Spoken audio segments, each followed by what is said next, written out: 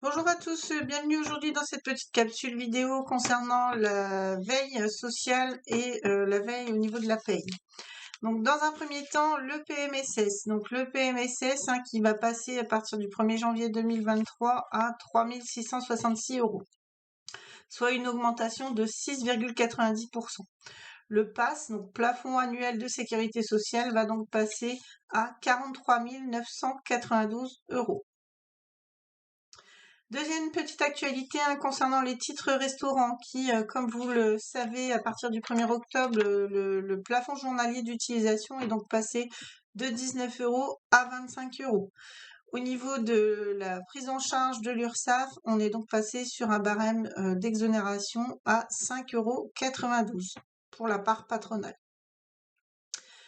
Une petite actualité ensuite concernant l'emploi des travailleurs handicapés. Donc comme vous le savez, toutes les entreprises, quelle que soit leur taille, doivent établir une déclaration concernant l'effectif, l'emploi des travailleurs handicapés au sein de leur entreprise.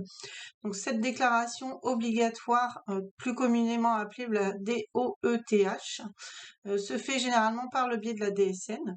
Pour rappel, l'emploi des travailleurs handicapés dans les entreprises de plus de 20 salariés est soumis à une obligation de 6% de l'effectif. On continue ensuite sur un petit rappel au niveau des formations obligatoires.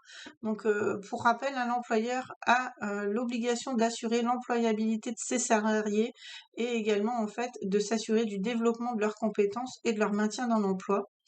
Je rappelle que depuis la loi à venir, à partir de mars 2022, on a une obligation de nommer un référent santé sécurité au travail qui aura pour mission de s'occuper du document unique d'évaluation des risques et également de la politique de sécurité de l'entreprise. Donc cette obligation de formation, en fait, est actuelle depuis mars 2022. Chaque entreprise, quelle que soit sa taille, doit dorénavant mettre en place une action de formation obligatoire et nommer également un référent santé sécurité au travail. On continue également en paye, plus particulièrement sur le dispositif de l'exonération concernant les heures supplémentaires. Donc depuis le 1er octobre, le décret est paru.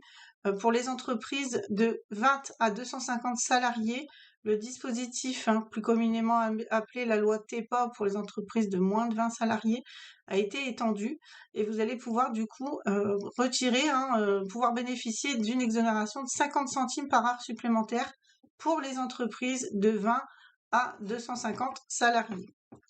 Concernant les entreprises de moins de 20 salariés, le dispositif ne change pas et on reste toujours sur une exonération à 1,50 € par heure supplémentaire.